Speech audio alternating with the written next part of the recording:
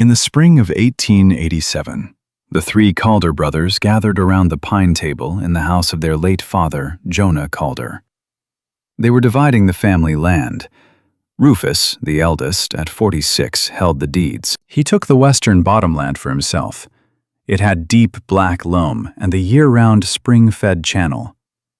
Orson, 41, claimed the southern field and all its irrigation ditches. Seth, the youngest, at 36, was left with Buzzard Hill. The hill was steep and dry.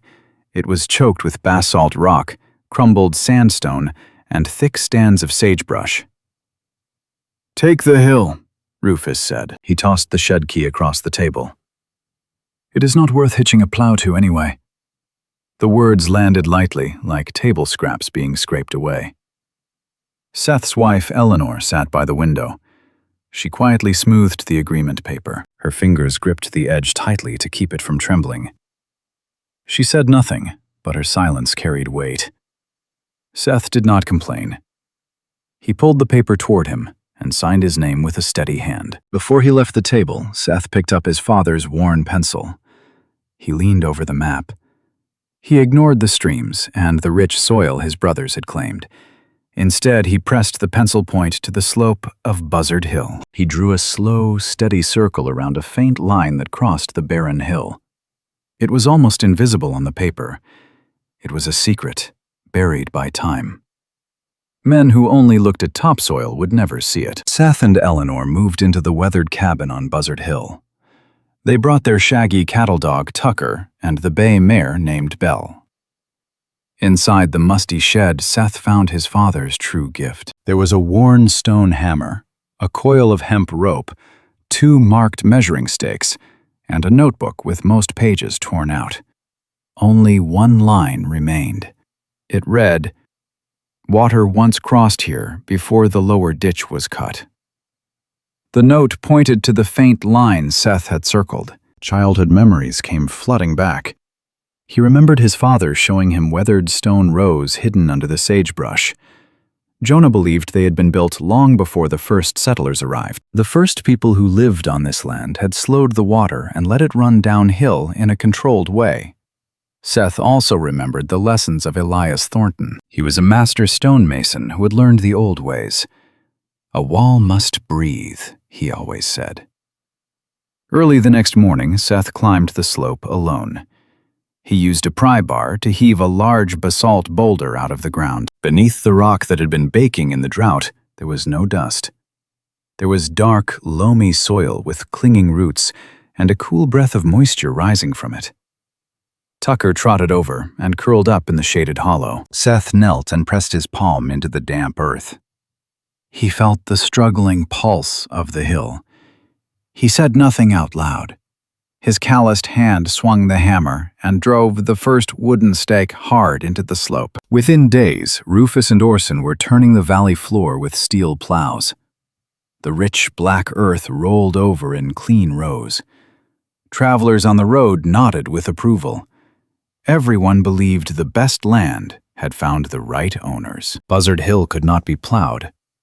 Seth stretched hemp line between wooden stakes. He used a simple A-frame level to mark each contour across the slope. He moved every stake only a few inches at a time. Rufus climbed the hill at noon and watched in silence. "When do you plan to plant anything?" Rufus asked. "After the ground can keep it," Seth answered. The first hard rain would carry both seed and soil downhill. Rufus pointed toward his fields. "While you measure rocks, we are growing food." Later that afternoon, Orson carried up a sack of cornmeal. His offer came without mockery. A nearby rancher wanted the hill for grazing. Selling it would give Seth enough for flour, salt, and lamp oil, and little more. That evening, Eleanor placed the unopened sack on the table. "How long before this hill feeds us?" Seth looked toward the dark slope outside the window. "I do not know. Land cannot be held together by promises." Eleanor rested her hand on the sack. "Neither can a household." Seth chose a shallow hollow near the base of Buzzard Hill for his first experiment. He did not try to level the entire slope. He laid out a 34-foot dry stone wall along a single contour line. Belle hauled basalt boulders on a wooden stone sled from a nearby draw. Tucker trotted ahead, sniffing through the sagebrush and barking when a rattlesnake crossed their path. Elias Thornton's lessons guided every stone. Large rocks formed the base. Flat faces looked outward. Through stones locked both sides together. The wall leaned gently into the hillside. The top was narrower than the foundation. By the third day, Seth's left wrist began to ache again. It was the old injury from a decade ago when he had helped his father clear rocks to expand the bottomland that Rufus now owned. Knowing the cost of pushing too hard, he stopped. He cut a cottonwood pole into a lever and built a rough tripod to hoist the heaviest stones into place. Late each afternoon, Eleanor climbed the hill with water. 10 hours of labor had barely finished half the wall. Down in the valley, Rufus and Orson had already planted acres of corn. When storekeeper Silas Pike heard about the project, he laughed. He called it Seth's Stairway to Nowhere. The nickname spread through the trading post before sunset on the 6th evening. Seth lowered the final through stone into place. He rested one hand against the wall and pushed. Nothing moved. Above it, there was still nothing but loose soil, dry grass, and broken rock. A light rain arrived near the end of May. It never became a storm. Even so, runoff gathered behind Seth's first wall instead of racing straight downhill. From the porch, Seth and Eleanor watched muddy water slow spread and leave fine soil behind. The flow reaching the bottom of the hill ran noticeably clearer. The next morning, Tucker barked without stopping. Seth climbed the slope and found nearly 12 feet of the wall pushing outward. The footing stones were too small. Worse, one vertical joint ran almost unbroken from base to top. Another hard rain would tear it apart. Rufus happened to pass below. He studied the curve before speaking. Stone still slides downhill. You have only taught it to wait. Seth answered by taking the wall apart. For nearly 2 days, every misplaced stone came back out. He widened the foundation. He replaced the smallest footing rocks. He staggered every joint with larger through stones. When Eleanor suggested bracing the weak section with wooden posts, Seth shook his head. Posts would only hide the mistake until stronger water finds it. That evening, his swollen left hand could barely hold a spoon. Eleanor picked stone splinters from his palm. She laid the household ledger on the table and quietly set a limit. They would keep building, but they would buy no new tools that month. Seth nodded. He accepted the cost before reaching for another stone. After rebuilding the first wall, Seth pushed the terraces farther uphill. Trying to save time, he chose the shortest hauling route. Belle leaned into a sled carrying 3 heavy basalt boulders. Halfway up the slope, the mare's hind feet slipped across loose rock. The loaded sled lunged backward. Everything happened at once. Seth grabbed his axe. One swing. The tow rope snapped. The sled thundered downhill, smashing part of the newly finished wall. Belle fell hard onto one side, but escaped with only bruises. From the valley below, Rufus and Amos Driscoll, a neighboring cattleman, watched the accident unfold.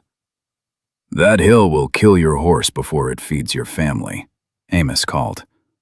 Seth ignored the broken stones. He spent the rest of the day checking every leg, hoof, and shoulder on Belle. The damage was costly.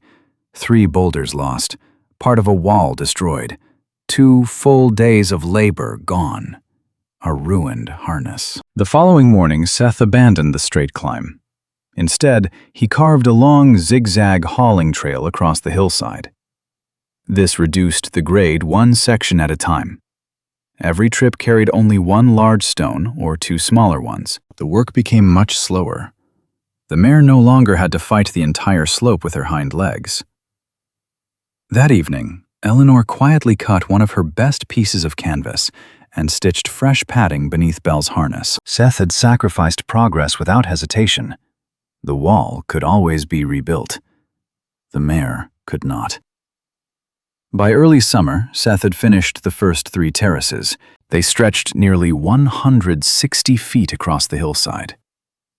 He never tried to flatten Buzzard Hill. Each wall served a single purpose. Behind every terrace, he layered dry willow branches, old sagebrush stems, weathered manure, fine soil gathered from the bottom of an abandoned wash, and a blanket of loose stone across the surface. The planting pockets reached 14 to 18 inches deep. They sat far enough apart to keep runoff from collecting in one place. He planted flint corn tepary beans, Hubbard squash, and patches of grama grass. Before a single seed entered the ground, Eleanor weighed every sack and recorded each row in her notebook. Silas Pike agreed to extend only limited credit for the seed. "If nothing comes up before winter," he warned, "I will be taking payment with your mare or your tools."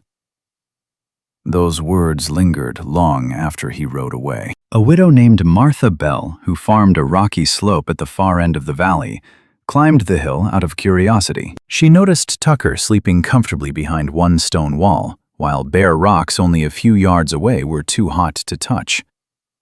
Seth explained without ceremony. "The large stones make shade. The smaller ones cover the soil. The wall lets water move slowly down instead of stopping it." Martha studied the young squash plants. "You really think they will grow in all this rock?" Seth looked toward the empty planting pockets, still waiting for rain. First, the roots have to survive the waiting. No sprouts had broken the surface yet. The dead had already begun to grow. Dark clouds gathered over Cinderback Ridge late in June. Rain fell for nearly 2 hours. From the shed, Seth, Eleanor, and Tucker watched water race across bare rock before slowing behind the terraces. Willow branches trapped fresh silt. Water slipped through the stone joints clearer and gentler than before. Down in the valley, Rufus and Orson lost little. The rain simply was not strong enough to wash away good fields. On Buzzard Hill, Seth believed the system had passed its first test. The planting pockets filled with water. The soil stayed in place. Almost no muddy runoff reached the bottom. 3 days later, the lowest rows of corn began turning yellow. By the 5th day, nearly 4 rows had rotted where they stood. Amos climbed the hill and looked over the dying plants. "I told you," he said. "Stone walls turn fields into troughs." This time, he was not entirely wrong. Seth dug below the roots and found the problem. Fine soil lay too deep above a hard clay layer. Water had nowhere to drain, and the overflow sat higher than the root zone. Nearly a third of the trial corn was lost. He pulled back some of the stone mulch, mixed coarse gravel into the lower beds, and cut a narrow, rock-lined spillway. The tepary beans and squash planted higher on the slope survived. That evening, Eleanor wrote only facts in her notebook. Water held 5 days. Corn failed where it had nowhere to leave. News of the dying corn spread quickly through the trading post. Edwin Harrow, a retired surveyor who had spent years laying out wagon roads and irrigation ditches, rode to Buzzard Hill, expecting to prove the terraces were doomed. He arrived carrying an A-frame, level a plumb line, measuring sticks and wooden stakes.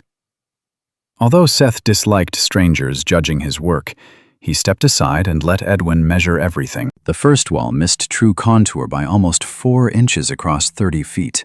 That slight error gathered water toward the southern end. Seth offered no excuses. "Where should the spillway go?" he asked.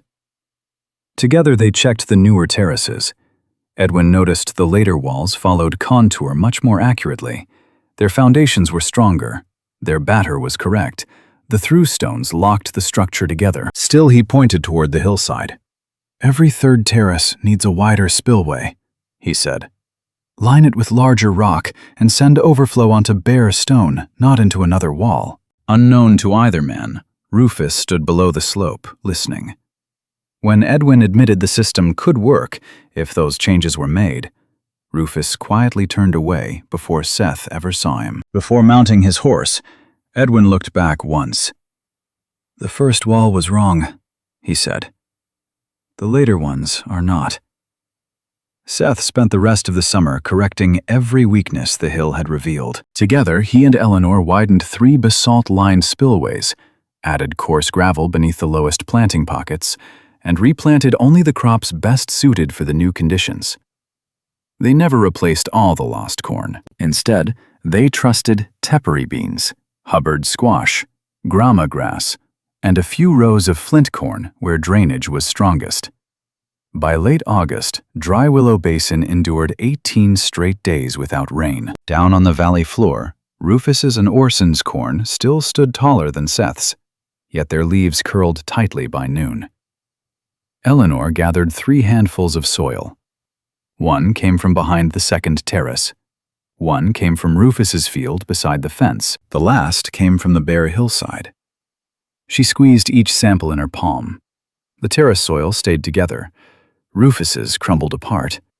The exposed hillside became dust.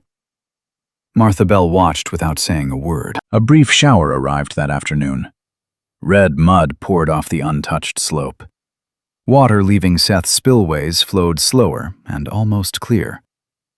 3 days later, nearly an inch of fresh silt rested safely behind the brush layer. Seth invited no audience. Martha carried a jar of damp soil to Silas Pike's store and placed it beside a handful of dry valley dirt. For the first time, the gossip changed. People stopped asking what Seth was building. They began asking why his ground was still alive. Early in the spring of 1888, the snowpack on Cinderback Ridge melted far lighter than anyone expected. The spring channel crossing Rufus's land ran strong for only a few weeks before shrinking. Orson's old irrigation ditch exposed muddy patches nearly a month earlier than usual. Most farmers planted exactly as they always had. Rufus expanded his cornfields, convinced the previous season had been nothing more than bad luck. Orson sowed extra barley and grass for livestock. Amos Driscoll even bought 2 more cattle, certain the summer rains would arrive. Seth chose the opposite path. Instead of planting more, he strengthened what already existed.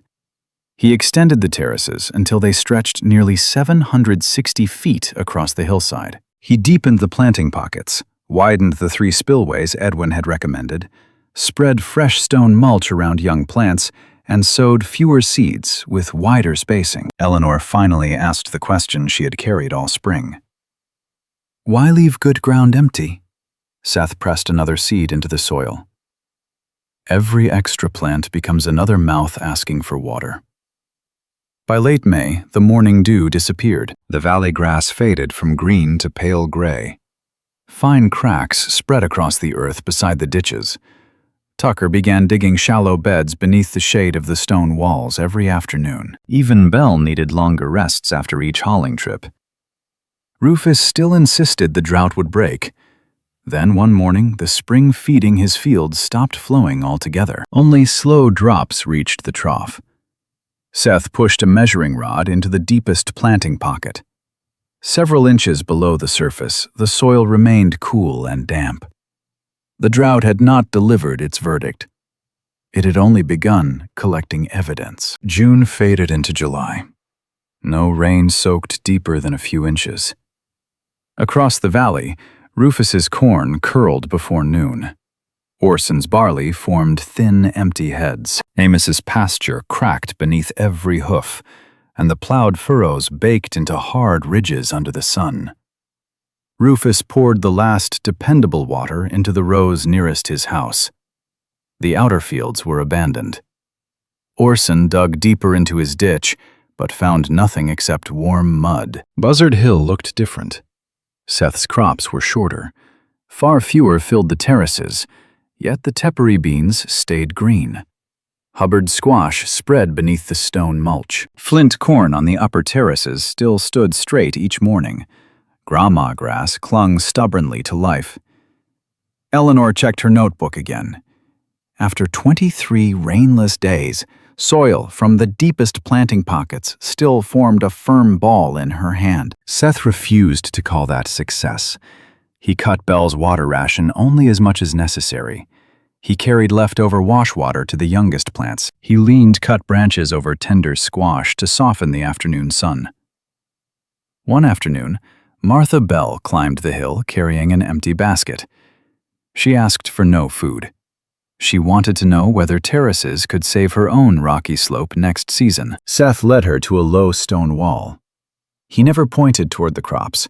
Instead, he scooped up a handful of dark earth resting safely behind the terrace.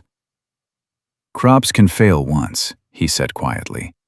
"Soil should not have to." Martha looked at the soil in his hand much longer than she looked at the plants. For the first time, she had come seeking knowledge instead of harvest. By August, Rufus's cattle carried their ribs in plain sight. The grass around the shrinking spring had been grazed to bare dirt. 2 young calves lagged behind the herd every evening. One afternoon, Rufus climbed Buzzard Hill. For the first time, he stepped across the terraces instead of stopping below them. He saw short but healthy corn bundles of cured grama grass stacked beneath a lean-to Hubbard squash hidden under broad leaves. The mare still carried good weight despite the long summer. Rufus never asked how Seth had done it. He asked how much hay remained. Seth knew the answer because Eleanor had counted every bundle. There was just enough to carry Belle Seth's 2 milk cows and 1 calf through winter. "I will buy half," Rufus said. No. Rufus looked across the terraces. Father would never let cattle starve while feed was sitting in the barn. Seth met his eyes. Father also never meant for one son to lose the well with the land. Silence settled between them. Then Eleanor came outside carrying her notebook. She studied the figures before speaking. "We can spare 8 bundles and 1 wagon of dried corn stalks. No more." Seth nodded. Rufus accepted the feed without offering thanks. As he drove downhill, one of the weak calves struggled after the wagon. Seth watched the calf much longer than he watched his brother. That evening, Eleanor quietly crossed out the line in her ledger marked "Trade hay for flour." Kindness had cost them a winter comfort. She never complained about the price. Harvest began near the end of summer. The yield was never remarkable. It was enough. 9 bushels of flint corn, 6 bushels of tepary beans, 18 large Hubbard squash, a modest supply of grama seed, cured forage, and most important, enough healthy seed to plant another season. Across the valley, Rufus gathered less than a third of the corn he had expected. Orson saved some barley, but the heads were light and poorly filled. Amos sold 2 cattle before they lost any more weight. At Silas Pike's store, every sack from Buzzard Hill went onto the scale. Silas checked the weight against his ledger. The seed he had sold the flour and lamp oil bought on credit. The market value of the corn, beans, and squash. Without a word, he drew one long line through most of Seth's debt. Then he looked up. "You will have extra bean seed next spring." "That depends on winter," Seth answered. Eleanor opened her own notebook beside the store ledger. She compared every figure. Seeds planted, plants that survived, bushels harvested, days the soil stayed moist, bundles of hay shared with Rufus. The numbers told the story more honestly than pride ever could. The farm had done more than survive. It had produced enough to feed the household, keep the livestock alive, preserve seed for another year, and leave a small reserve besides. That evening, Eleanor quietly crossed autumn cornmeal from the family's debt list. She carried the first cooked Hubbard squash to the table. Neither of them said Seth had been right. They simply ate a meal the hill had earned. After the harvest stories from Buzzard Hill spread through Dry Willow Basin, some claimed Seth had simply been lucky because he planted fewer crops. Others insisted the rocky slope collected more night dew than the valley. Amos dismissed every explanation. "One real storm," he said, "and those walls will come apart like children's blocks." Rufus never joined the arguments.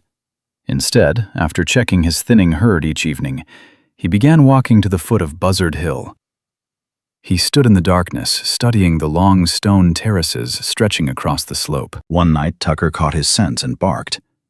Seth stepped outside carrying a kerosene lantern. The 2 brothers faced one another with a low terrace between them. "I lost a calf," Rufus said. Seth noticed there was no lead rope in his hands. He asked nothing. After a long silence, Rufus pointed toward one of the basalt-lined spillways. What happens if the rain brings more water than the terraces can hold? The terraces slow the gentle water, Seth replied. The spillways send the hard water onto bare rock. And if that is still not enough, Seth rested the lantern beside the wall. No wall gets to be certain before the storm. Rufus nodded once. Then he disappeared into the darkness. The next morning, Seth walked up to finish the unfinished spillway.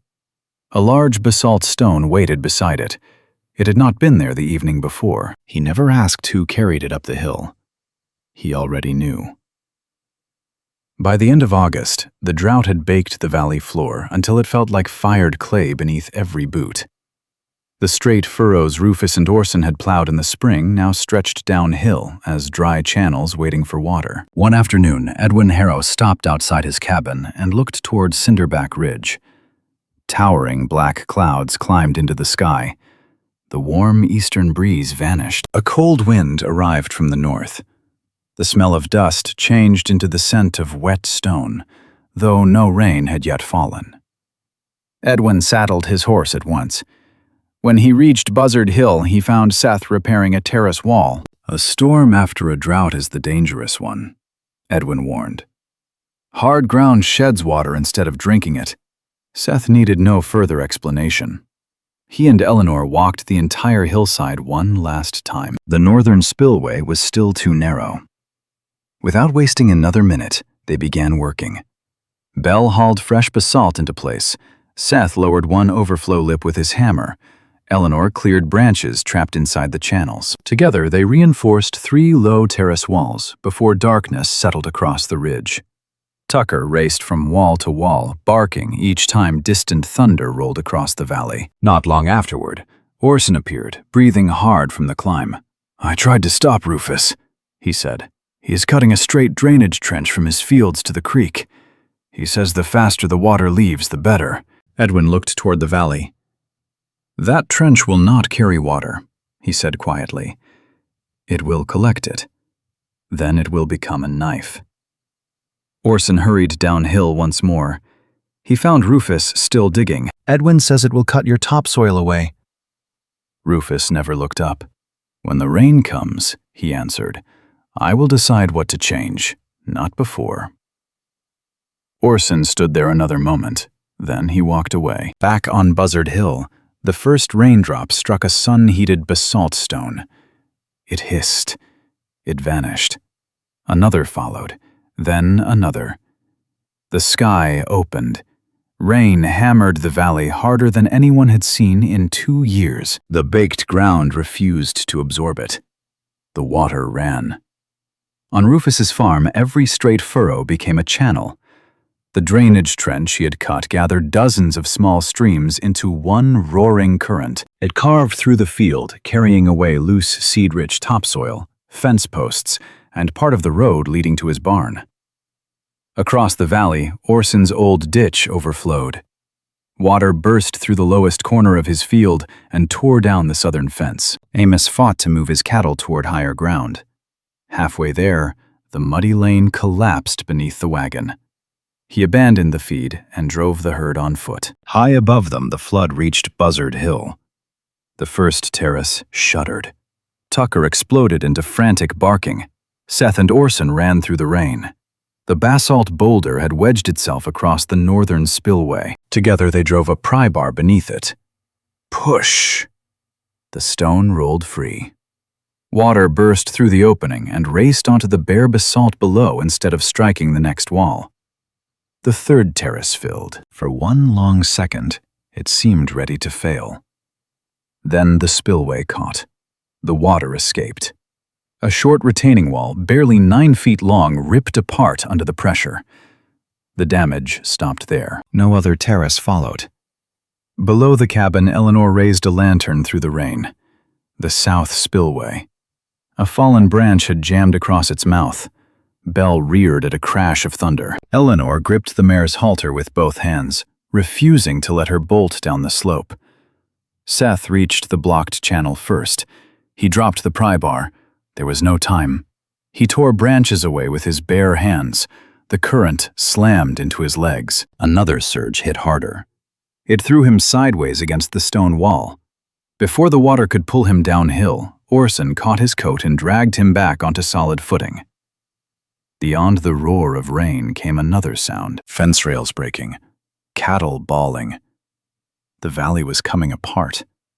Buzzard Hill suffered its own wounds. One wall was gone. Several stones had shifted. Fresh scars crossed the slope, but the terraces still stood. Each wall accepted what it could hold. Each spillway released what it could not. Nature offered Seth no reward. It searched every weakness instead. This time, most of those weaknesses had already been repaired before the storm arrived. Morning arrived beneath a gray sky. The rain had faded into scattered drops. Dry Willow Basin no longer looked like the valley it had been the day before. Nearly 43% of Rufus's planted ground had disappeared beneath muddy channels. Long furrows had become scars, and much of the rich, black soil now rested in thick layers along the creek below. Orson stared blankly at the scattered ruin where the corner of his field and ditch had washed away. Meanwhile, Amos stood quietly beside the remains of the wagon road, mourning the loss of most of the hay stacked near his barn. Buzzard Hill had not escaped untouched. Aside from the short retaining wall torn away the night before, 3 terrace lips needed rebuilding. Part of the lower squash patch had vanished beneath the flood. Everything else remained. The main terrace walls still stood. Corn and beans still held their roots. Most of the fresh silt rested safely behind the stone walls.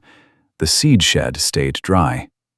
Belle and every animal were alive. Edwin Harrow climbed the hill with Martha Bell and Silas Pike following behind. He drove measuring stakes into Rufus's damaged field. In several places, between 2 and 4 inches of topsoil had been stripped away. The main erosion channel ran much deeper. Then he crossed to Buzzard Hill. Behind Seth's second terrace, fresh deposits of dark silt measured between 5 and 8 inches deep inside the holding pockets. No one argued with the measurements. Nature already had. Rufus arrived last. Mud reached almost to his knees. He carried his hat instead of wearing it. Seth bent down, scooped a handful of soil from behind the second terrace, and pressed it gently in his palm. It stayed together. Dark, cool, still alive. Rufus looked at the soil. Then he looked across his own valley. He never said he had been wrong. Instead, he asked the only question that mattered. Which spillway failed? Seth pointed toward the northern wall. Rufus set his hat quietly on the ground. Without another word, he walked beside his younger brother toward the damaged spillway. The days after the flood became days of rebuilding. Every farm across Dry Willow Basin carried fresh scars. Seth no longer had time to think only about Buzzard Hill.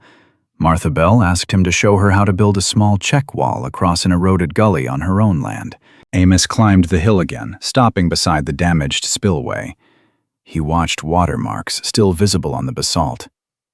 I was wrong about one thing, he admitted. The terraces never tried to trap all the water.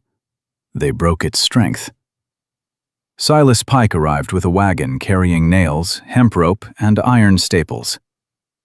This spring, he said, I will trade these for drought seed instead of collecting more debt. Before sunrise the next morning, Orson walked up the hill wearing work gloves instead of carrying excuses. He picked up an uneven basalt stone. Which face turns uphill? Seth handed him no answer, only another stone. Orson tried once. The rock rocked loose. He tried again. It shifted. Without a word, Seth turned the stone, found its natural bed, and settled the heavier face into the wall. Orson copied the movement. The third attempt held firm. He looked toward Seth, but said nothing. Seth pressed his palm against the stone. He felt no movement. Then he nodded. Later that morning, Rufus arrived with a wagon loaded with rocks salvaged from the fence the flood had carried away. Those same stones were stacked beside the northern spillway. While they worked, Rufus broke the silence. Next season, I will not run my furrows downhill. It was the closest he came to an apology. Seth never answered with victory. He simply pointed toward the spillway. Lower that lip another 2 inches. Rufus picked up his hammer. Eleanor climbed the hill, carrying 3 tin cups of weak coffee. The brothers drank beside the wall they were rebuilding. No one mentioned the day the land had been divided. They did not need to. The 2 men who had once handed Seth the worthless hill were now carrying stones onto it with their own hands. Autumn settled quietly over Dry Willow Basin. The scars remained.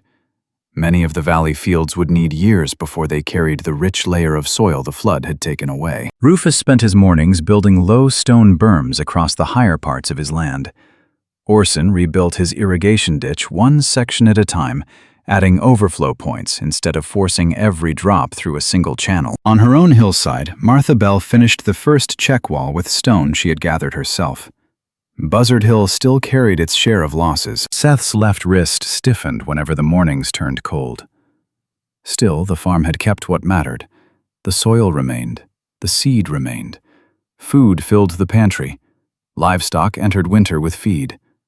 Another season was possible. At Silas Pike's store, the last line of debt disappeared beneath a stroke of black ink. Back at the cabin, Eleanor closed her ledger. For the first time since leaving Jonah Calder's house, every page balanced. Belle chewed dried cornstalks beneath the lean-to. Tucker slept in the cool shade behind the very first terrace wall, the one that had once bulged outward and been taken apart stone by stone before it ever faced a real storm. Late that afternoon, Seth walked to the northern spillway for one final inspection. Orson followed. "Did you ever think about giving up?"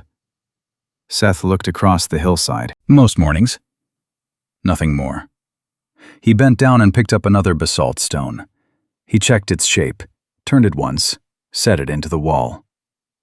Buzzard Hill had never become richer than the valley below. It never created water. It simply held what nature offered long enough for the land to use it.